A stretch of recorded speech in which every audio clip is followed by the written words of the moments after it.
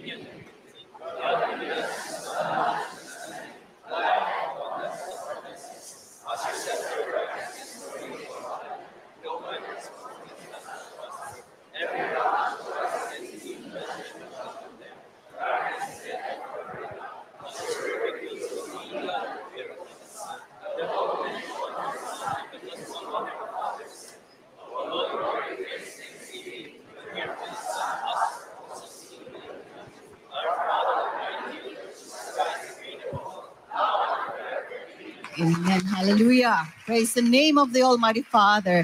Now for the seal of God, the seal of... Kita niyo po, ang dinadasal nila si Kibulok, pinalitan nila yung Our Father. Pinalitan po nila, napakaraming pinalitan, may mga date pa eh.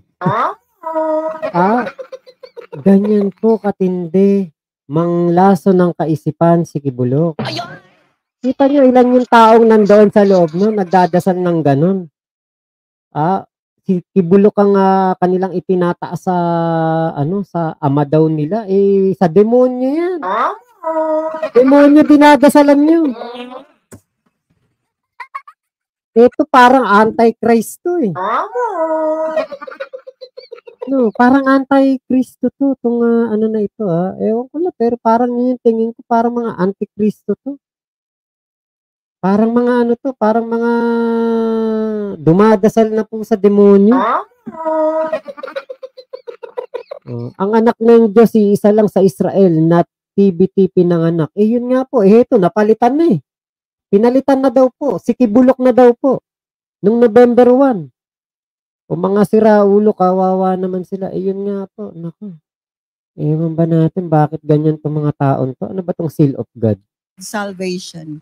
I believe in God, the Father Almighty, and in Jesus Christ, creator of soul, and to his only Son. Oh, ayun oh. Ang God pala nila daw si Jesus Christ. Tapos ang anak daw ni Jesus Christ si Kibulok. Sus Mariosep. Anak pala ni Jesus Christ si Kibulok. May anak bang demonyo si Jesus Christ? Wala naman sinasabi sa Biblia nagkaroon ng asawa si Jesus Christ. O di ano to? Putok sa buhong demonyo. Ganun pala, no? Putok sa buhong demonyo. Si Kibulok. Biruin nyo, gumawa ng sariling kwento. Kita nyo, napakaraming tao na ito. Baka dyan, meron dyan engineer, meron dyan ang mga architect, nurse, doktor, diba? Mga accountant, mga matataas ang pwesto sa lipunan, mga mayayaman, mga may kaya. Pero yun nauto kayo ni Kibulok.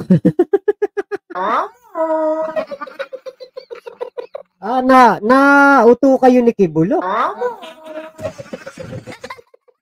Hello po, Katita Darl. Magandang gabi po. Magandang umaga ba dyan sa inyo? Shoutout po. Antichrist na Antichrist ang datingan nitong si Kibulok, ano? Grabe. Blasphemous ginawa nila. Di ba, Katita Darla, Naya, Emilda Talaugon, Antichrist nga, makmak, terrible.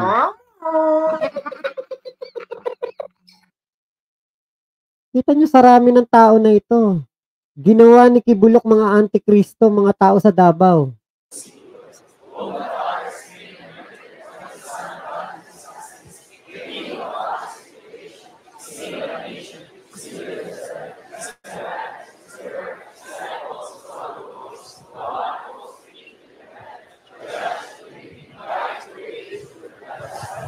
Amen. Hallelujah.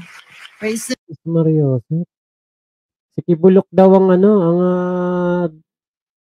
kumbaga daan papunta sa Ama. Diba?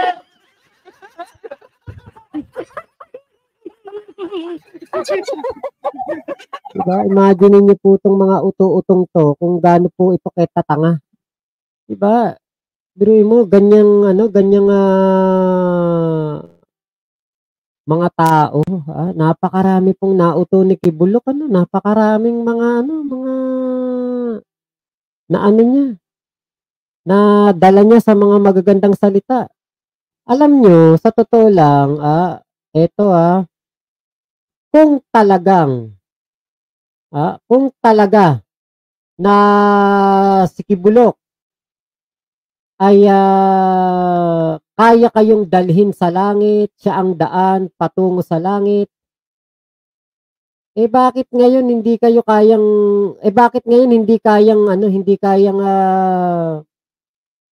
resolbahin ni Kibulok ang kanyang problema sa buhay? Bakit hindi kayang ayusin ni Kibulok ang kanyang buhay ngayon? Naging wanted, 'di ba? Puganteng pastor. Sarili nga niya, hindi niya kayang i-save dito sa lupa eh. Diba? Ayaw po, Katita Darla, kalimutan ko lang nung last time po na nagpunta po kayo dito. Salamat po ha. Sa Bible, wala talaga makmak mga professional, but naloko sila ng rapist. Yun nga po eh. Diba? Kita nyo ha, dito po, sa dinadasal nila, ang dinadasal nila ay si Kibulok ang Panginoon. Anak daw po ni Jesus Christ. Sus Mariosep. Iniba yung istorya ng Biblia. Antikristo pala to, no? Kasi kung hindi ka Antichrist, hindi mo ibahin ang istorya sa Biblia. Ako hindi po ako nagbabasa ng Bible, napakabihira po. Huling hawak ko yata ng Bible nung bumili si Joy ng Bible sa Malaysia, yun lang. Binuklat kong ganon, tinignan ko, Yun lang yung huling tingin ko sa Bible. Never pa po akong nakahawak muli ng Bible. Hindi po ako gaanong nagsisimba din. Hindi po ako palasimba. Paladasal po ako. Lagi po ako nagdadasal. Bago matulog, kung ano man ang ginagawa ko. Minsan kahit umeebak ako, nagdadasal ako. Naliligo ako, nagdadasal ako. Kasi din ako naniniwala sa ang Panginoon. Kasama mo yan palagi. Naniniwala ako na anytime kang tumawag sa Panginoon, pakikinggan ka niyan. So nagdadasal po ako,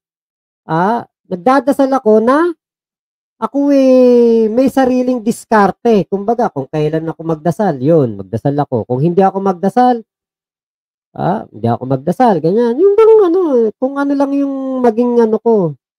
Pero lagi po ako nagdadasal, halos araw-araw. Magsimba, hindi. Taong simbahan din po ako dati. Naging sakristan ako, naging choir ako. Pero nung namulat na ako sa laban ng buhay, hindi ko na kayang mag-choir kasi kailangan ko na magtrabaho. Pag magtrabaho ka, hindi ka na makakapag-choir. Bakit? Busy ka na sa trabaho mo. Diba? Yun ang yun ang ginagawa ko. Kumbaga, naging taong simbahan ako. Meron nga ako, titos. Sila yung mga lay minister, ganyan. Pero hindi po ako ganun karelihiyoso. Pero, alam ko kung paano magdasal. At hindi po ako mauuto nitong si Kibulo. Pakape pa lang po kayo. Dito sa Woodside, New York, may mga KOJC members nagbebenta ng kakanin. Sa kanila ako bumibili ng kakanin at chorizo kasi masarap at tinanong ko sila anong church sila. Confirmed from KOJC.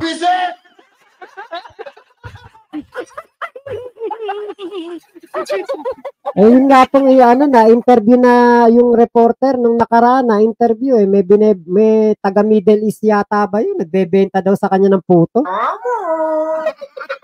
Nakakakilabot ang panalangin nila sa video, Boss Mac. Yun nga, Kuya Gardoza. Perol, Dre, Maekaelo, Rehensya. Kulto po talaga ang Kojik, Sir Macmac. Oo. Na ko talaga, may pagkakulto talaga to kasi iba na yung dinadasalan nila, si Kibulok na. Hindi na ang Panginoon ang dinadasalan nila, si Kibulok na. Nakakatakot to. Baka mamaya sabihin ni Kibulok, di ba?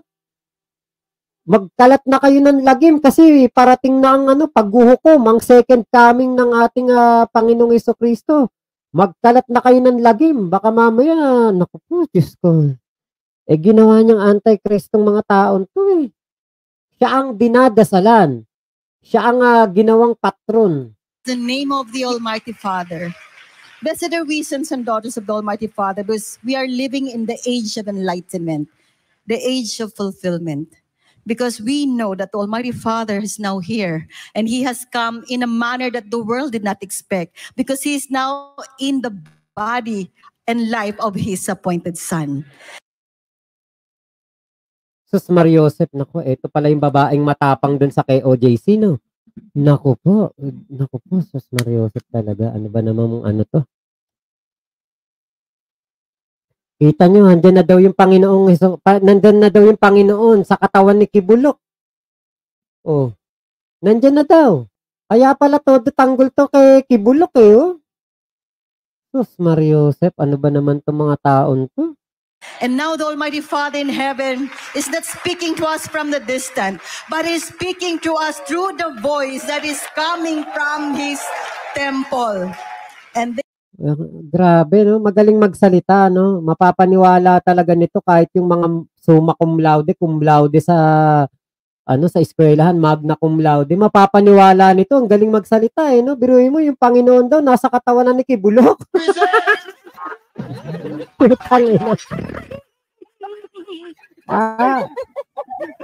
Nasa katawan na daw ni Kibulok yung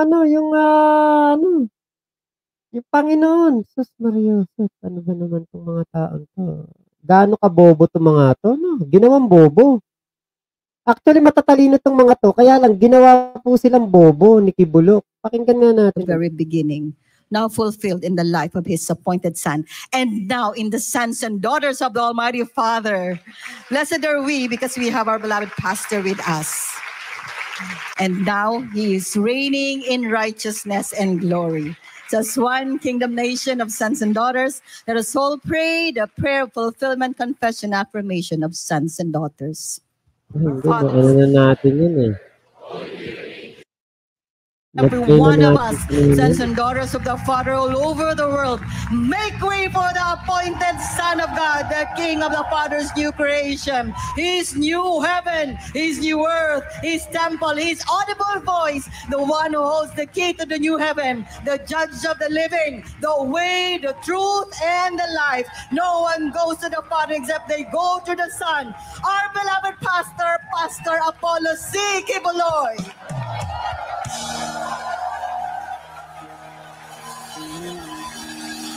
Yes, ano?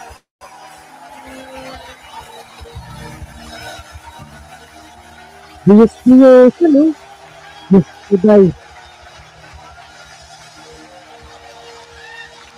Ito yung suit, kala mo napakalinis na tao, yung pala nang mamanyakis gabi-gabi. Ano ba naman niya?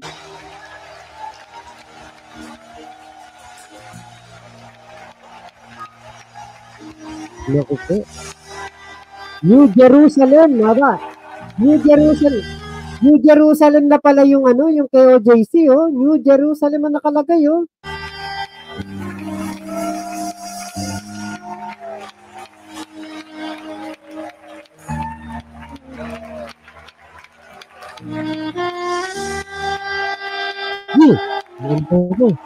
Nakakakilabot ko yun. Hindi si Papa Jesus yun para magkaganyan kayo.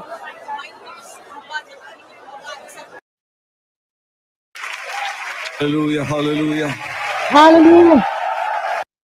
Kita niyo, yung mga tao na, si Kibulok nag-hallelujah pala, naghihiyawan ng mga tao. Let's give the Father one big victory. Magdala ka nga dyan ng may ketong, hindi kaya pagamutin ni Kibulok eh. Humingi ka nga pagkain dyan, di ka bibigyan eh. Grabe. We shout one big clap offering for him. Praise the Father. Are you happy? Shake the hands of those around you and say the Father's blessings be upon you. May the Father bless all of you, my brothers and sisters. Praise the Father. Hallelujah. Grabe, man. Today is a day of celebration for all of us, my brothers and sisters. Oo, day of celebration ngayon, di ba? Na-arraignment na siya. 80 millions na kaluluwa ang nililigaw ni Kibulok. Hindi. Kuya Gardosa, 30 mil lang. Yung kingdom nga niya, hindi niya kayang punuin yun ng mga member niya. Konti lang po ang konti lang po ang member niya. Grabe, no? Grabe. Oh, sabi ni Katita Dal, grabe. Diba? Oh, open-minded, he is the way to the Father daw. Grabe, isa lang way to the Father, si Jesus Christ. Sa John 14:16, sabi ni Jesus yan, no one goes to the Father except through me. Ang ginawa nga ni Kibulok, binago niya ang Bible. Binago niya ang kwento dun sa Bible. Siya na ang daan. Hindi na ang ating Panginoong Jesucristo. Di Antichrist. Naka-join ako one time ng service nila dito sa Flushing, New York dahil sa friend ko, recorded na siya pag-play dito. The moment na narinig ko ang sermon ni Kibulok, tapos panay bigkas ng yawa.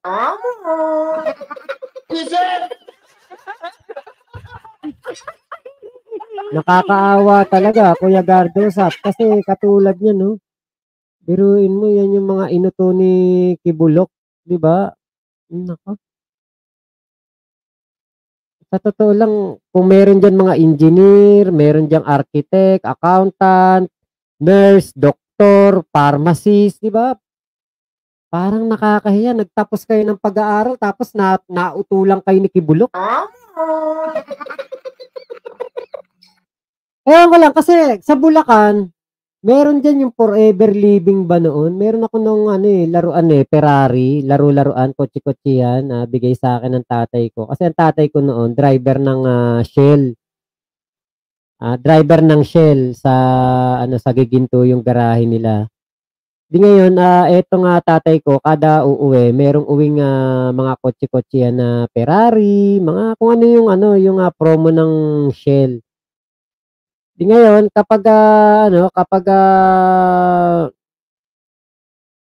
may uwi tatay ko na gano'n, gustong-gusto ko yung laruan na yun, eh. Ngayon naglalaro kami dun sa may gilid ng kalsada ng mga kalaro ko. May nagdaan na Ferrari, katulad ng Ferraring hawak ko na laruan ko, may nagdaan na Ferrari, first time kong nakakita ng Ferrari nun. Sige sabi ko sa mga kalaro ko, "Uy, ito yung Ferrari na ano, na dun sa laruan ko, ito yung Ferrari na yun." Traffic nun, eh. Di tuwang-tuwa ako. Nakita ko yung model ng Ferrari na hawak ko na laruan, nakita ko in person yung Ferrari na yun na nagdaan. Di ang saya-saya ko. Tapos malaman-laman ko, lumipas lang ilang araw, yung Ferrari na sinasakyan nung tao na yun, yung Ferrari mismong nakita ko na yun, yung may-ari nun, scammer sa Bulacan. Yung Forever Living nga yata tawag nun, no, pangalan ng kumpanya. Parang kapa. Parang kapa siya, parang kapa. E di ngayon, nung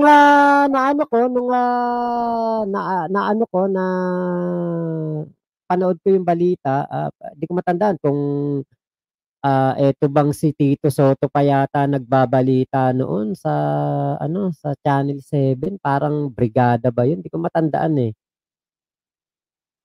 Yung pala anak ng teteng scammer yung may-ari nung ano, nung, kulay pulang Ferrari na nakita ko. Di ngayon tumanim na sa isip ko mga ganyan, kumbaga meron talagang mga scammer.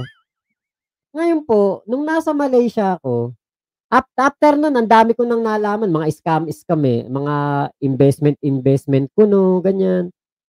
Ang dami ko ng nakita na ano, mga investment, puro mga ano, flop, puro mga sa una lang maganda. Invest ka, tapos kikita ka, yung mga susunod na mag-i-invest hindi na kikita. Paulit-ulit lang yung ano, yung na ano ko na yan. Ngayon, nung nabalitaan yung Kapa sa Mindanao, yung ano, yung mga kasama namin sa trabaho sa Malaysia, gustong-gusto yung Kapa. Kasi daw yun daw mga kamag-anak nila sa Mindanao, sa Visayas, ang laki daw ng mga kinikita. Ang laki daw ng mga bumabalik na pera. Eh di ngayon, inaengganyo kami, inaengganyo ako. Di sabi ko, naku, kasi sa amin, sa Bulacan, hindi ako naniniwala sa ganyan, eh. Kasi marami sa amin, scam yan. Di ngayon, sabi, hindi, parang nagalit pa sa akin yung kasamahan ko, parang, hindi, ano yung scam, kumita nga yung mga ano ko ganyan, laki nga ng bahay na pagawa nila, nakabili nga sa sasakyan, dahil sa Kapa. Di ngayon, sumahod kami, invest yung ano ko, yung kasamahan ko, parang nasa 50,000 yata yung ininvest, kasamahan ko sa trabaho, ininvest 50,000, pinadala sa tatay niya. Sa nanay tatay niya pinadala, invest nyo 'to sa Kapa. Eh, di ngayon ako, sabi sa akin nung ano ko, nung asawa ko, sabi sa akin, "Invest na rin siguro tayo kasi kita mo sila nga nag-invest 50,000, hindi naman mag-i-invest yang mga yan kung hindi sigurado yan." Sabi ko sa asawa ko, "Naku, tignan mo, lipas lang yan, 1, 2 buwan, 3 buwan, kita mo, may magrereklamo diyan, sasabihin scam yan." Eh, di ano, nawala na sa isip ko, nawala na, tumagal ng tumagal. Nagulat na lang ako biglang breaking news sa ano, sa balita. Diyan na, ayan na. Yan na yung ano, yung sinasabi. Ang kapa, inaano na, pinapasara ni Digong, pinapabalik yung pera ng mga miyembro, ni-raid na ng NBI yung ano ba pangalan nun? Naku, nakalimutan ko yung ano nung kapa. Di nang nalaman ko yun, hindi pa ako kumikibo nun sa kasama namin sa trabaho kasi ayokong namang anuhin na, o ano, pahiya ka, no? Ayan na, o nasaan yung pera mo? Hindi na bumalik sa'yo. Di ba? Hindi ko ginanon. Nakita ko lang din na ano na nanonood-nood na siya ng balita tapos tumatawag, maya-maya iiyak, tatawag, iiyak, ganyan. Doon na ako nagsabi, sabi ko, hindi kasi kayo nakinig sa akin eh. Sabi ko sa inyo, yung mga ganyan, scam yan. Kasi dun sa amin sa Bulacan nagsimula yun. Sa Bulacan maraming ganyan. Ngayon, nung nahuli na yung mga scammer sa Bulacan, lumipat ng Visayas. Yung iba, lumipat ng Mindanao. O, di, yung 50,000, parang lumipad lang. Hanggang ngayon, di nakuha. Walang nakuha pera. Walang bumalik. Kahit piso, hindi bumalik yung 50,000 nila. Ayaw maniwala sa akin. O, di napahamak sila. Ang dami. Alam nyo, after nung nalaman ko yung sakapa, meron dyan, nagbenta ng mga lupain, nagbenta ng mga baka, nagbenta ng mga sasakyan, nagbenta ng mga ari-arian nila, binenta lahat, ininvest sa kapa, ni singkong duling, walang bumalik.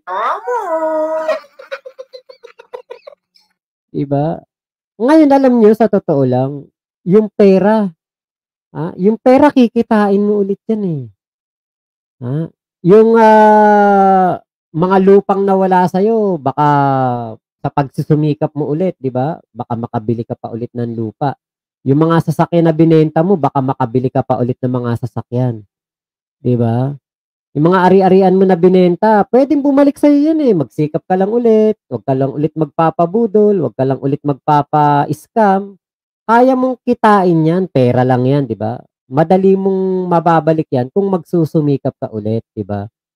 May pag-asa pa. Pero alam nyo, si Kibulok, masahol pa to sa kapa. Alam mo yung yung kaluluwa mo na yung nililigaw nito eh. Kasi ito yung nangyayari, hindi mo alam, ikaw ay malapit na malapit sa Panginoon, ang akala mo, malapit ka sa Panginoon. Ang akala mo, malapit ka sa Diyos. Pero yung totoo, nilalayo ka ni Kibulok sa Panginoon at inilalapit ka niya sa demonyo. Sa Antikristo. Pero mo, our Father, baguhin. Lagyan ng date, lagyan ng pangalan ni Kibulok. Diba? Hindi, alam niyo, hindi na to paniniwalang relihiyon. Hindi to relihiyon, kulto to. Antikristo to, ang sinasamba nito, demonyo. Ang sinasamba nito yung sila Lucifer, sila Satanas.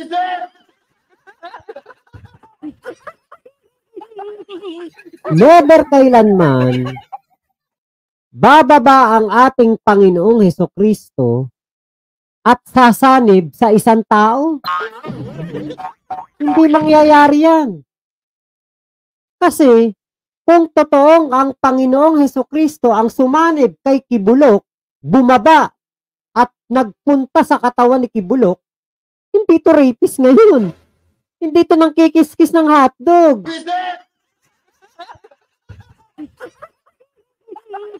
Hindi to man totorjak ng iba't ibang kabataang babae gabi-gabi. Igagalang nito ang katawan ng mga kababaihan.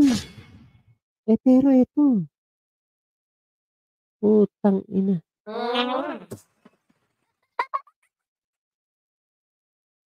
Hindi na ako magtaka nung nalaman na ng mga kapulisan kung saan nagtatago si Kibulok, tapos nagwala yung mga kulto ni Kibulok, kaya pala ganun sila ka-wild.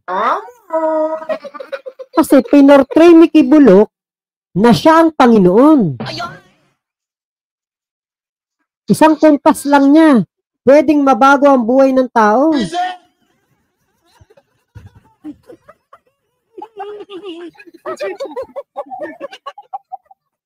Pero hindi po si Kibulok ang Panginoon, hindi si Kibulok ang Hesukristo. Kaya tama yun, Kuya Gardusap, yung sinabi mo kanina. Kawawa naman sila. Halip na yung kanilang kaluluwa mapupunta sa langit, mapupunta lang sa impyerno kasi ang dinadasalan nila anti-Kristo. Good vibe, shoutout po. MOB nila ngayon, meaning month of blessings. Oh, month of blessings, si Kibulok nakakulong. Joshua Mayano, tapos sabihin pa ni Kibulok na mananatiling virgin dahil Holy Spirit daw ang gumalaw. Grabe ka, demonyohan yan. Parang ang dating, sabi ni Kibulok, huwag kang kikibo. Panginoon ang hihipo. Bastos, di ba? Ito yun, yung intact pa din ang pempe mo kasi Espiritu Santo ang pumasok. Diba? Nuknukan ng manyakol si Kibulok. Diyos ko po. There's only one begotten Son and no appointed.